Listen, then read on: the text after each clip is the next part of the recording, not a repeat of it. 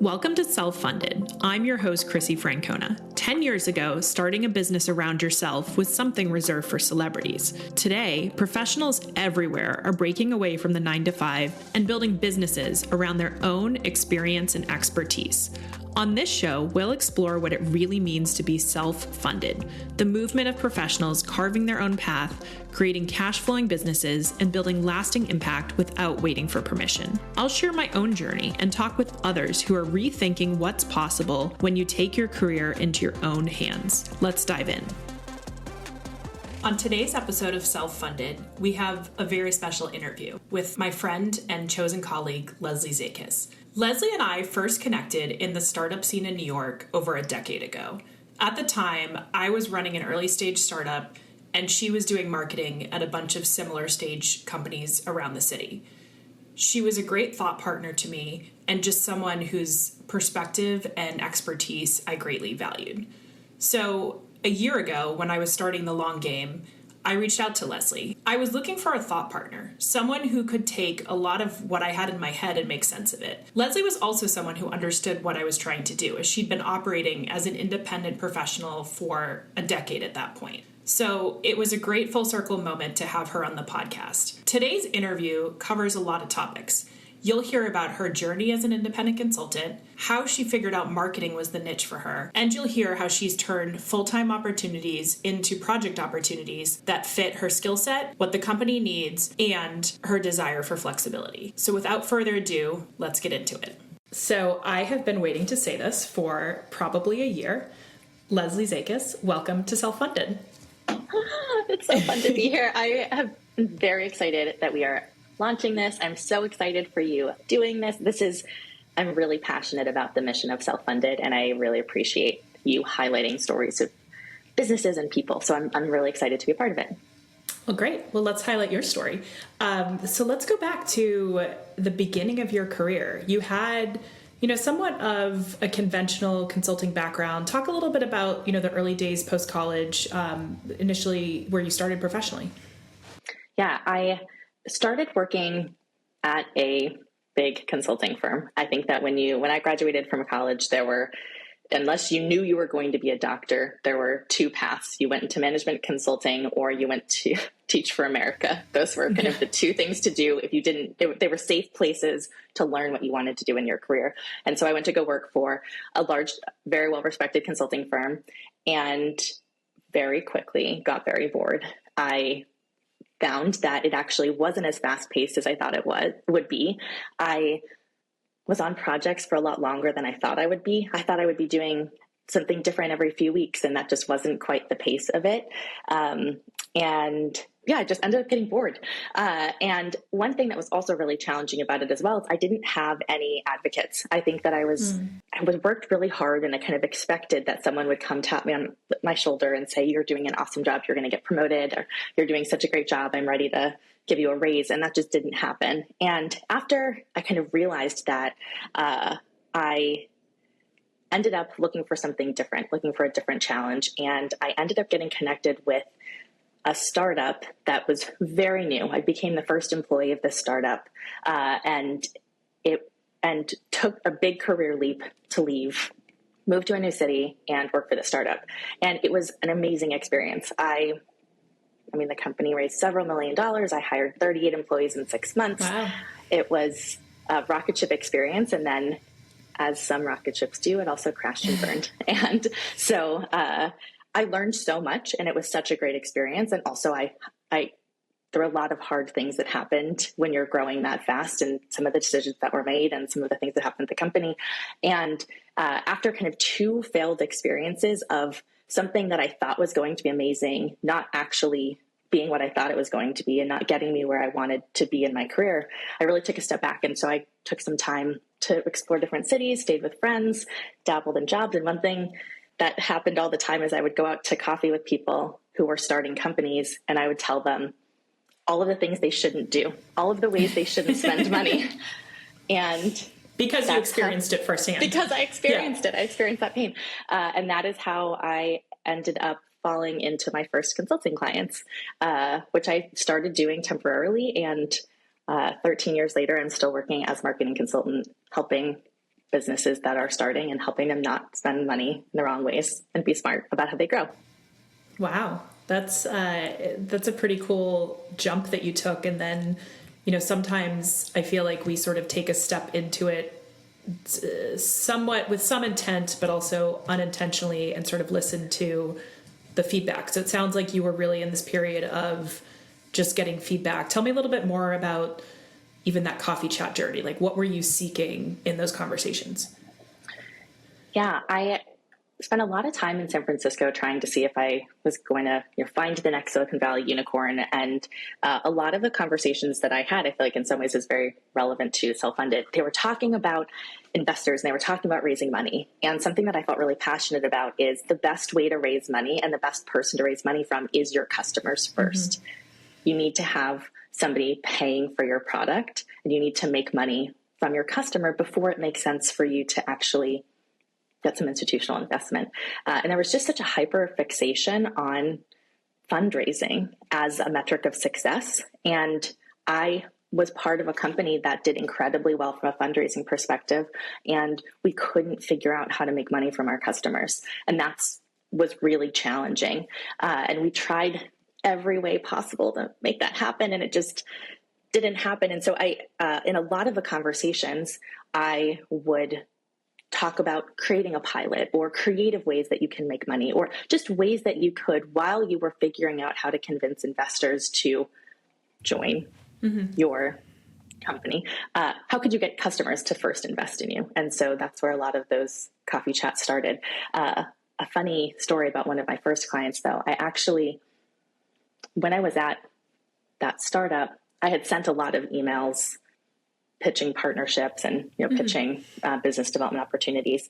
And months later, I received an email back from someone saying, "I'm so sorry, this email inbox never gets checked, but I definitely would be interested in having a conversation." And I followed up and said, "Well, the opportunity is really not available anymore, but I'm happy to talk to you." And I also noticed, and the person had a note in their bio saying that they were writing a book and that they were the founder of a company. And I happened to have expertise in both of those things, and said, "I don't have anything else better to do. I'd love to go out to coffee." And that was a 4-hour coffee and turned into one of my first clients. I've since worked with her at 3 other companies. So it started with a cold email outreach, but that turned into a leap of faith, actually going out to coffee with someone. Wow, that's incredible. And I feel like part of it was that you weren't even seeking, like you weren't even pitching yourself at the time. You were pitching the company that you were with for a partnership with her. Is that right? Yeah. And so in some ways, yeah. So in some ways it was just a really low risk situation for her. Like it wasn't like this desperate person who was trying to get a job so much as someone who had a clear expertise and also just noticed the details of what she was looking for and kind of anticipated some of her needs. I think one of the things that I know I was stressed about, and I think a lot of people do have anxiety about when they start working for themselves, is selling, is being salesy. And my way around it has really been to ask a lot of questions. So instead of coming into a meeting and saying, "This is who I am, this is who I offer," I usually come into a meeting, and mostly because I'm genuinely interested, ask a lot of questions about them, ask about their business, ask about their pain points. And then once I have that background, and once we have worked together in the sandbox to figure out how to solve that, I can do a much better job matching my experience and skill sets with the problem that they have. The concept is called solution selling, which I didn't know. Really, the only reason I did it is because I was insecure about, what do I offer? And what can I do for you? But through that conversation, which it's always really interesting to problem solve someone else's business. And then through the conversation, I would realize, oh, actually, that's something you really need to do. It doesn't seem like you know how to do that, but I've done that before. I could definitely scope that and help you with that.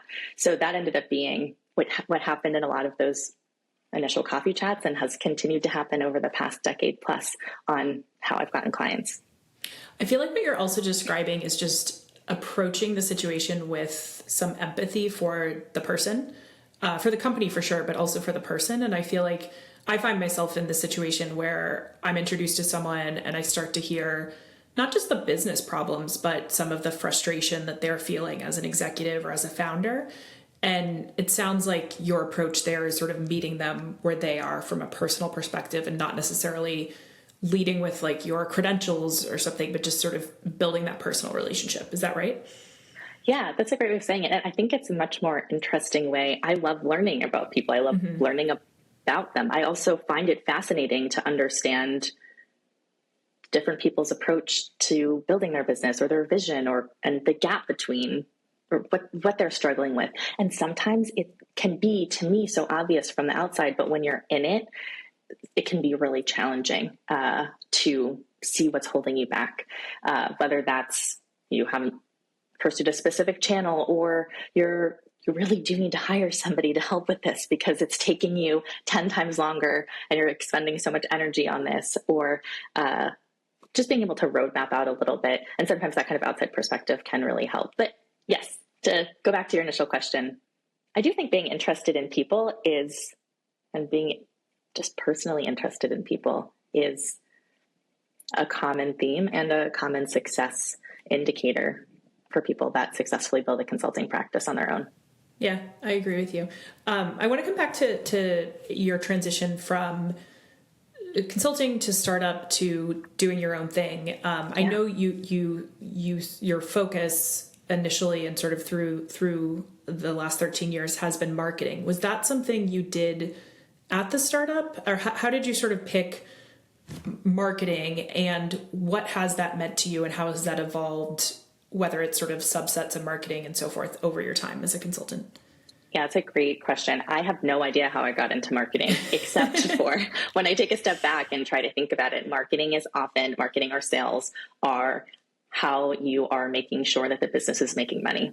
So really, yes, I'm a marketing expert, and yes, most of the work that I do falls within marketing, but really it's the core problem or the core desire to make sure that the business is making money and to set up the structures, to set up the teams, to set up everything to make sure that the business is bringing in eyeballs and then bringing in people to consider buying and then actually having people convert. And then, of course, making sure that you're retaining, upselling, cross-selling, referring from that as well. So the whole conversion customer journey, and that just happens to fall in marketing. I think that came from that experience of being in a company that was struggling to make money. And so the way in is sales or marketing. So that's how I became a marketing expert. I do think as well, marketing is a really big term.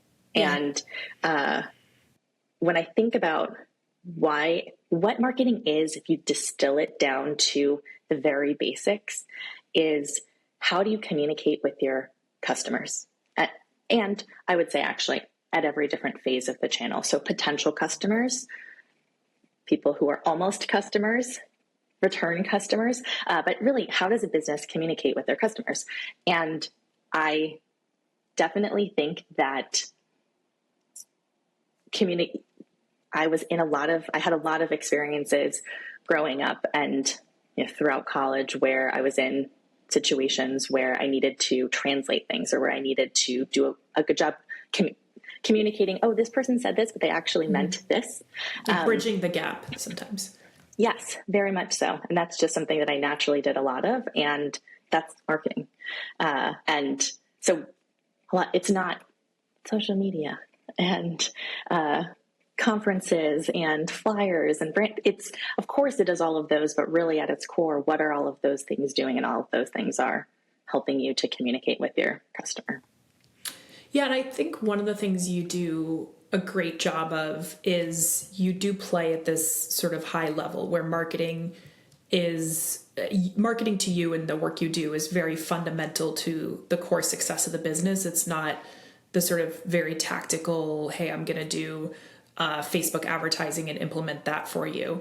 Though that being said, I do feel like marketing just means so many different things to so many people. How do you manage that? And how do you think about, like, if you have a new client, like their expectations for what services you can provide and how you can help the business? It's a great question. I've talked about this a lot with Kaylin, my co-founder at the New HQ. And we talked about having an offer that's an easy way in, that's something that a company can understand, that they don't want to do themselves, and that provides bottom line value, and that being a very easy starting point to have the conversation. And I would definitely think my way in a lot of conversations within marketing is lifecycle marketing, which is really email marketing. That is something that every business owner or every business knows they should probably be sending email. They know they should probably have an email list. We've talked about it, yes. Probably should be growing that email list. And then once you have people on that email list, probably should be communicating with the people on that email list in some way. And almost every CEO, founder, business owner doesn't really want to do that. And so doesn't really know what to do as well. That can be value add. That's not annoying. And also it's very easy to show when I sent this email, this many people responded that then turned into clients, or this many people clicked a link and bought. So it's very easy to show the business, the bottom line impact on the business from that. And so that is a really easy starting point of a conversation to then be able to grow into then talking about marketing in a much bigger way. So I hope that someone answered the question of how a way to start the conversation about marketing and in some ways educate or bring someone along that journey. I imagine though, it did answer my question. I do imagine though, for you, I think a lot of, you can tell me if I'm wrong, but I think a lot of your clients have certainly come through your network over the years, and you've had a lot of repeat business over the years. You get a lot of referrals. So I imagine a lot of, yes, I understand having an offer that's sort of an easy wedge in is a great place for someone to start. Do you end up doing that yourself, or do you, I feel like you're almost able to transcend that and play at a higher level just because of the work you do is so great. You've built an amazing reputation. You have this great referral network. Do you end up, how much are you actually using that wedge offer versus sort of just having a higher level kind of CEO level discussion? So this is one of the best parts about running my business the way that I want to run my business, and being able to work in different ways and different delivery methods. I really appreciate you saying that. I do think that the place where I love to play is in a marketing partner and a strategy partner. So a lot of times that can be now referred to as a fractional chief marketing officer or fractional marketing lead. But it's really more than that. Again, it's not just marketing. There's so much beyond that as well. Now, that being said, there have been times in my career where I have had the flexibility to work 80 hours a week, and that's been important to me. There have also been times in my career where I have, and it's been 13 years. I've gone through a lot of different phases in my life in those 13 years where I've just wanted to prioritize other things. I very strategically sat here because the photos behind me are from my husband and I traveled for just under a year, and I worked remotely. We went to, I used to know this, 42 countries while we were traveling. And I maintained my full client load and just worked from, it didn't matter where I was working from. I also, though, did different work when I was there. I couldn't be available at 3 a.m. in Singapore to be on calls, to be on stand-up calls. And so I was less of a strategic marketing partner and really more of a delivery partner on a specific channel. So I worked just in a different way, but then could scale up to be more of a strategic partner once I was in a different stage. I think another thing that's been really helpful for me is when I was, I have 2 little kids, and when I was coming back from having my son and coming back from my maternity leave, maternity leave when you work for yourself is not working, not getting paid for the amount of time that you decide to be on maternity leave. And I wanted to work with really strong boundaries. And so I was able to, for a year, I worked on more transactional delivery style projects. And now I work differently, and I'm doing a lot more strategic marketing work, and I'm able to be a partner. I'm able to be available. I have more hours that I am working and want to be working. And so I can just work in a different way, and I get to decide how and when I work, and how I want to deliver that work.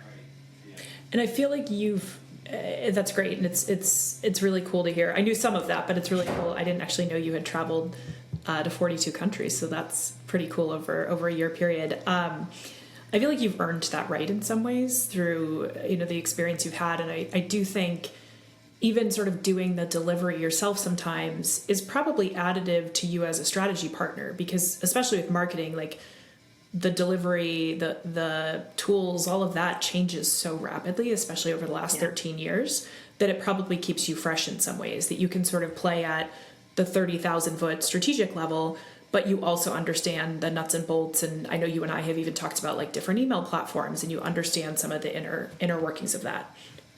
Yeah, I think it's really important to get in and understand. A lot of people who are in marketing leadership positions will be able to understand an attribution or an analytics platform, but they don't actually know how to set up an email, how to set up a Google ad. And so I don't think that you can effectively manage someone or effectively know how much budget you should put behind hiring someone, or really understand those metrics and really understand the work unless you have that kind of familiarity. So I would agree that I find that that's helpful and important. And this actually goes back to some of the things I didn't like at the beginning of my career. When I worked at the consulting firm at the beginning of my career, I worked on a team that won Best Report of the Year from the consulting firm. Report. Oof. And it was a 97-page report, and it took probably 970 hours to create. And I am confident that I'm the only person who read that entire report. The client didn't read the entire report. The partner didn't read that entire report. It was so dense. Nobody read that entire report. It was very well researched. There were amazing spreadsheets and tables. There were fantastic graphics. But I also know that, having then had a little perspective, the recommendations weren't actually implemented. So what was the point of me doing that work? And so I really prioritize in the work that I do now, being able to work with teams where I can see the work. I don't want to just deliver something that sits on a shelf and collects dust like that report. And sure, that got an amazing accolade that if I wanted to put that on my LinkedIn profile, that would be impressive. And I'm not actually proud of that. I'm much prouder of getting to see the process changes that make a difference, the new business channel launches, podcast launches, really getting to see the strategies and recommendations that have come from a much more agile way as well, or method as well, actually come to life and actually make a difference and actually make someone's life easier, makes them more money, which is what we're here to do. Businesses make money. So I think I care more about that. Yeah, it's funny to think about. I do think you see this at big consulting firms where there's sort of this internal rah congratulatory, like you won by the perspective of, or from the perspective of the consulting firm. But wait a minute, I feel like you see this divide sometimes. It's like, well, is that success, or like what's actually happening at the client side? And I do think part of the work you're doing and the work I'm doing with the long game, like you bridge that gap more when you're closer to it, when you're working with earlier stage, growth stage companies. Like you just get to see the results a lot more closely than kind of being in this more corporate consulting environment.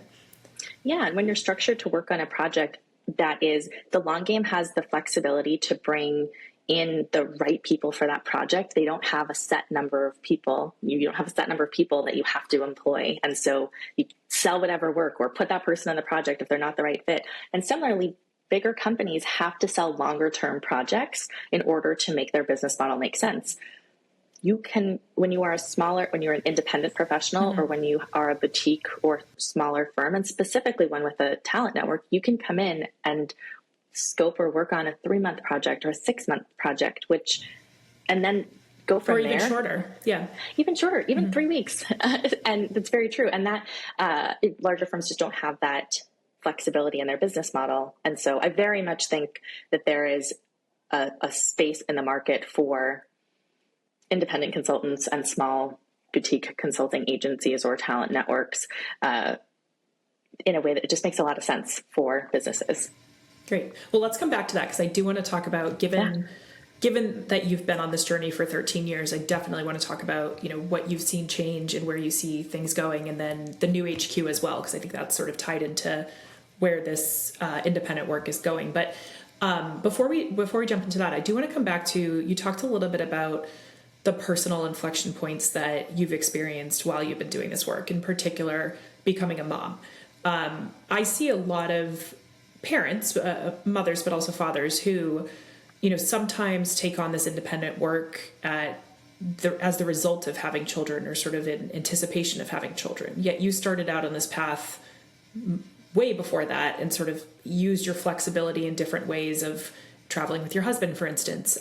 Tell me a little bit about, as you prepared to have children, how that, what you felt like you were sort of ahead on from the perspective of the flexibility you desired, and then maybe some of the downsides as well.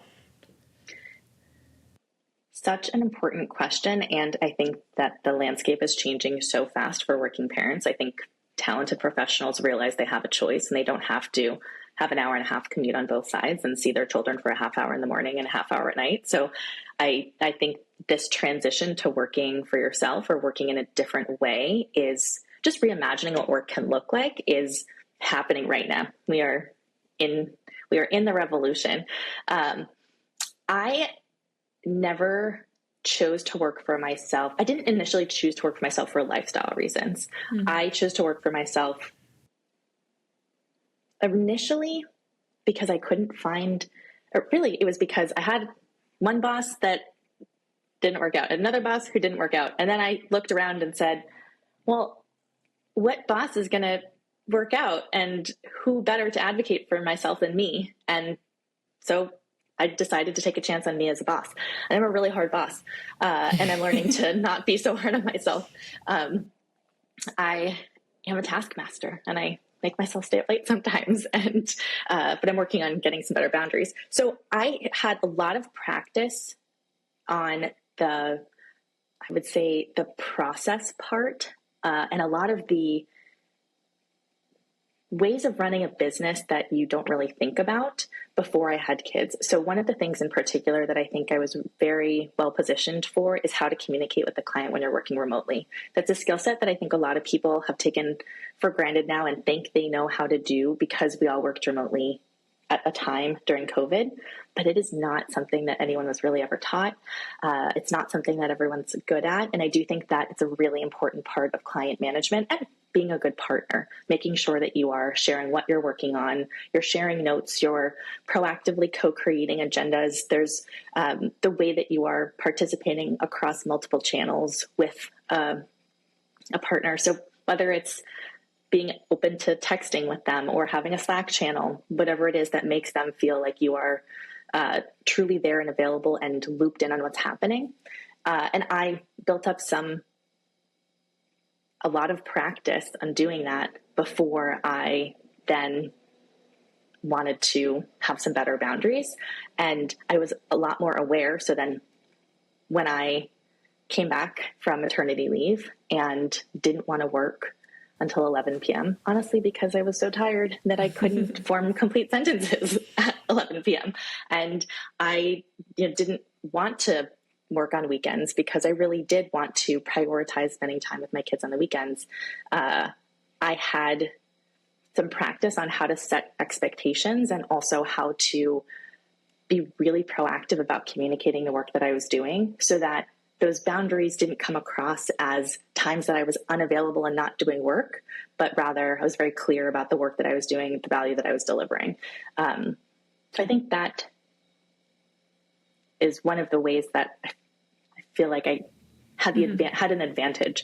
I think that I can't imagine working in a full-time job right now with somebody setting the cadence of my life for me versus me being in the driver's seat, choosing the way that I structure my days right now. This summer, the way that my schedule worked out, I picked my son up from camp every single day this summer, and I didn't ask anybody for permission to do that. I didn't even tell anybody that I did. I didn't tell any clients that I did that. I was working with you and I didn't know that. I just didn't. And I just set a half hour on my calendar and I would go pick him up. We would chit chat on the way home, and I would drop him off at home, and then I'd go back to the office, and, structured my life and time and schedule so that I can do that and I can have that flexibility. And that's really important to me. I know that if I were working in an office, or if I was working a job that expected me to be at certain meetings, or, and I didn't have as much control of what I said yes to, what I opted into, I don't know if I would have that flexibility and be able to be that present. That's amazing. I feel like, part of doing this work is certainly the flexibility that comes with it. At the same time, though, you mentioned, you've had 2 children while you've been building your business. How have you navigated, even just at a minimum, you were going to be out for a bit of time. Like, it's somewhat predictable, but also not entirely predictable of when a child is going to come. And how did you manage that process from a kind of lead up to having each of your children? And then how did you handle a maternity leave as well? Oh, it's tough. And I very much wish that the structures of how some of the structures like health insurance, family leave, I wish that they were more accessible and more independent worker friendly. I gave a lot of notice for the clients that I was going to wind down. I think they had 3 months notice. And so that was plenty of time for me to create offboarding guides, onboard other people, whether that was specifically hiring someone or taking what I was doing and training somebody else to do it. And in some cases, I let them know that I would be unavailable for this amount of time, but then would be able to re-engage afterwards. But yeah, that's really hard. I'll just say in advance that it's really hard to slow down and to prepare for that. And how I prepared for my maternity leave, honestly, before I had any kids, I just worked a lot and saved a lot. And I have never made as much money in my career as the year before I had my son. And I have never made as little money in my career as the year after I had my daughter. And that kind of ups and downs is part of owning your business. And I also chose that. The ups and downs were just the dollars. That wasn't necessarily an indicator of anything else other than dollars. It wasn't necessarily an indicator of my happiness or health in any way. But yeah, the way that I prepared for maternity leave was I just took on a ton of clients, worked a ton, and made a lot of money so that I could feel comfortable taking a few months off and not make money. And that is unfortunate that that's the way that we have to navigate this. Yeah, and it's still stressful. I mean, even though at that point, what were you, 8 or 9 years into your business? Yeah, or 9 or 10. Yeah, 9 or 10 years into your business. I mean, you certainly had the credibility, the clients, the relationships, but it's a stressful process to have to do that. And I had plenty of opportunities to potentially have worked full time with a client, and my husband regularly, even still to this day, will tell me, remember how you turned down a 6-month paid maternity leave because of your ego? And, that is somewhat true. And also that identity, the identity of working for myself, the identity of being able to choose when I work, what I work on, who I work with, is really fundamentally important to me. And so I don't regret that. Sure, I turned down a lot of money by not taking on a full-time job when I knew I was thinking about starting a family. Yes. Right? So it goes both ways. Have. Yeah, it was something I was actually going to ask you about. Was I imagine you're someone, I think one of your strengths is that you really you make yourself part of a team when you work with someone in a way that feels very authentic and feels like you are very aligned with your client's success. And so I imagine, and you're just like a pleasure to work with. And so because of that, I imagine you have had many full-time opportunities. And then at the same time, I also feel like I've seen this, and I'm curious your take, that oftentimes you see a potential opportunity for project work, but the person is so dead set on having someone full time, even though it's not, it's not actually what they need. It's like they need a short term, like get them ahead, and then maybe they hire someone even more junior. How have you navigated that, whether it is the unsolicited full-time offers where you're not necessarily looking to take something full-time, or navigated the potential client, the prospect who thinks they need someone full-time and you actually realize they just really need you? Yeah, I do think I've approached this in a way that hopefully is repeatable for other people, and a unique way, which is I oftentimes will pitch myself as a hiring partner. If you are if you're trying to hire me full-time, you trust my expertise in some way and believe that you don't have that expertise yourself to hire someone else. And so I will offer to scope how I can be a part of an interview process to bring somebody on full-time. And instead of just being paused and not doing anything, I'll continue to hold onto the work. And I also can be responsible for creating an onboarding guide for once we actually do hire that person. So that's something that I have done before. Same thing. A client that I'm working with right now, they really wanted to hire a full-time marketing person when I had a first conversation with them. And we had a few, 2-hour brainstorming sessions here and there. They kept asking questions about hiring a full-time marketing person, and I wasn't going to be that person. And one thing led to another, and they ended up hiring me to build out a roadmap for their team. So building out the people, the processes, the technology that they need for their team. And I am now working to implement that. So implementing new ad creative processes, but also in hiring for their social media manager and a creative director or brand director. And I've mapped out, these are the people that you need to hire at that time. So much of my role is helping them build the team, just not being the full-time person to do that. And I think I'm able to maintain an outside perspective in doing that. And I am an expert. I know when I know what questions to ask to make sure that they'll be effective in that role, because I have been in so many different teams. I've seen so many different players. I think that's one of the best parts about working as a consultant, that you get to play in so many different sandboxes and you get to bring those lessons together to a client. So that is one way that creatively that I've approached the full-time offers or the full-time jobs that I've been able to turn into contract or consulting opportunities. That's smart. Because ultimately you're giving them what they want, which is a full-time team, and building out that employee base that's going to get them, show up every single day and be a part of their team. But also you're probably accelerating that in some ways of you're doing a lot of the upfront work that a leader would do, stepping into it, and can hopefully set up both sides more effectively for success. Of the job is better scoped because you've done the work with the client, and that's just a better outcome for the eventual employee and for the client as well. Yeah, very few leaders actually have time to onboard somebody the right way. Yes. But it makes such a difference when you do. And so that's something I'm really passionate about, is making sure that you are being thoughtful about how you're onboarding a full-time team member. And so having a partner in that onboarding process that's not the CEO who has a ton of other things to focus on other than onboarding this person, is a way that you can set up someone for success. Employee churn is really expensive. And so making sure that if you're going to hire someone, that they're the right person and that you're also doing your part to set them up for success, I think also is a pretty good business proposition. So if we shift gears a little, you mentioned it earlier, but you have a new venture that you've launched with a partner, the New HQ. Can you tell us a little bit about what that is?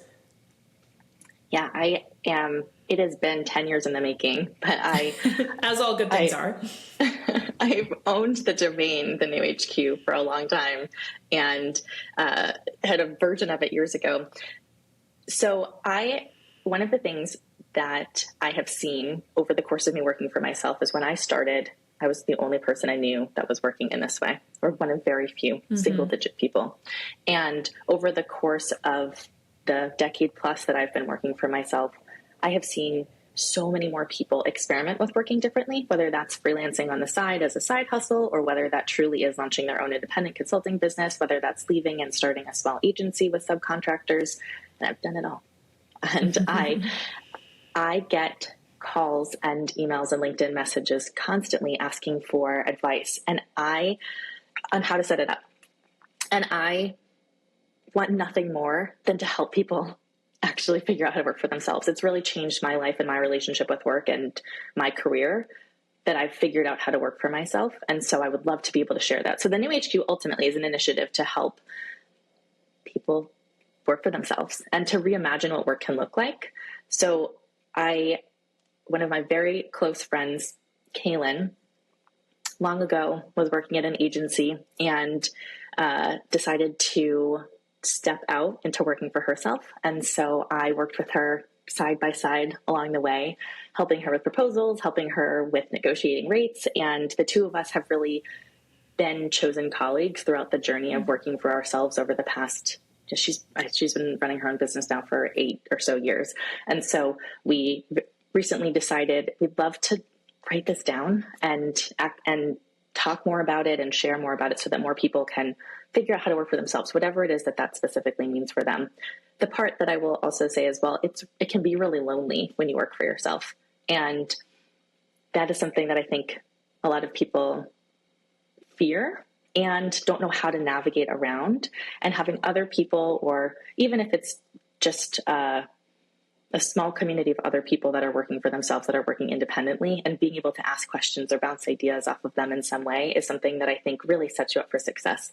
Loneliness is really hard, and especially in business. And that's one of the things a full-time job offers, is these built-in colleagues, and that being able to find a way to offer some connection and feeling like you're not the only person experiencing these problems or experiencing these questions, and you're not.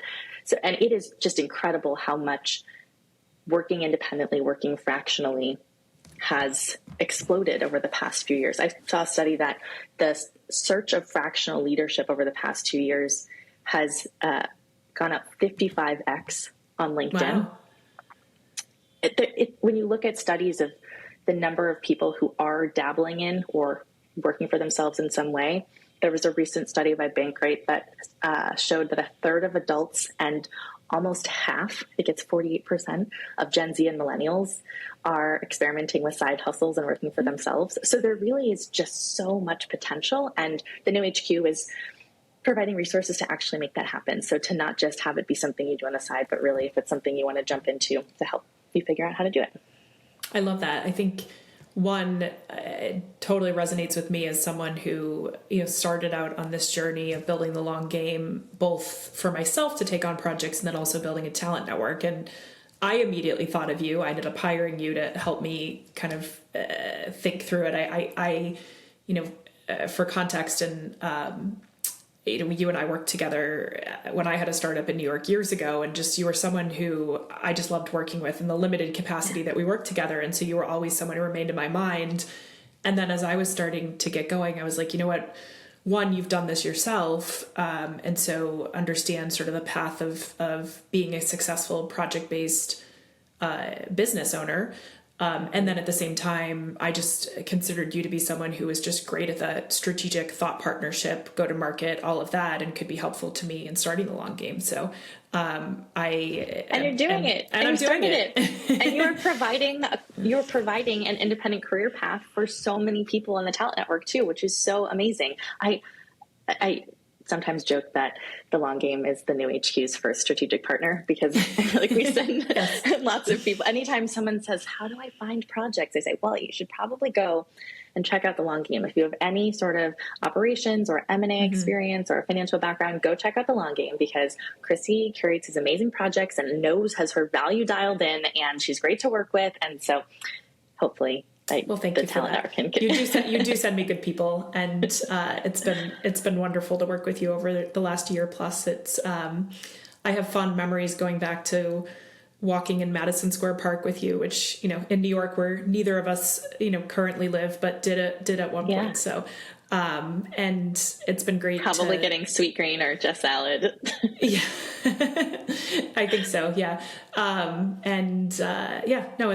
It's been wonderful to have you on my team. I think of what you were saying with the New HQ I feel like in some ways when you're on this path, you get to choose your colleagues. And so it's sort of like, people talk about like your chosen family. I think in some ways this is like, I get to think about who are my chosen colleagues, and I would certainly consider you in that bucket as someone I've gotten to work with in starting my own business. And I'm so thrilled to have you now on Self-Funded with me.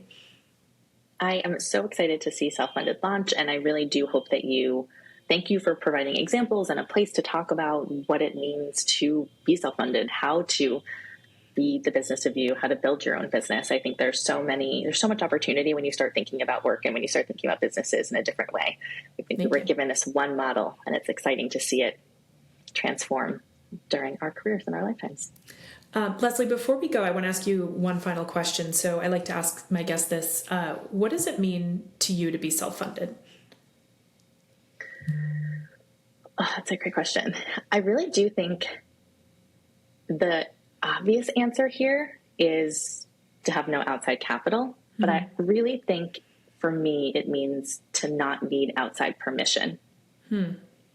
There's so much about being in a job or a full-time job where you are looking for somebody else to recognize you for a promotion, when you are looking to somebody else to determine the pace of your career, to give you the colleagues, and I think that no waiting to be knighted or chosen, that you're choosing yourself and not waiting for permission. So I really think that's what it means to me to be self-funded. I love that. Where can people find you and find the new HQ? And we'll include the links in the show notes as well. Yeah, thank you for asking. The easiest place to find me is just my website, lesliezaikis.com. And you can check out the new HQ on Substack. Join the new HQ.substack.com or the newhq.co. Excellent. Well, I look forward to following along, and it's been a pleasure to have you on. Chrissie, it was so fun. I'm so excited to be a part of this, and this was a great conversation. Thanks. Thank you. Thanks for listening to Self-Funded. If you enjoyed today's episode, be sure to follow the show wherever you're listening so you don't miss what's coming next. I'd also love for you to leave a review and share what you're most excited about on your own self-funded journey. And if you want to go deeper, check out my Substack. You'll find the link below. Until next time, keep carving your own path.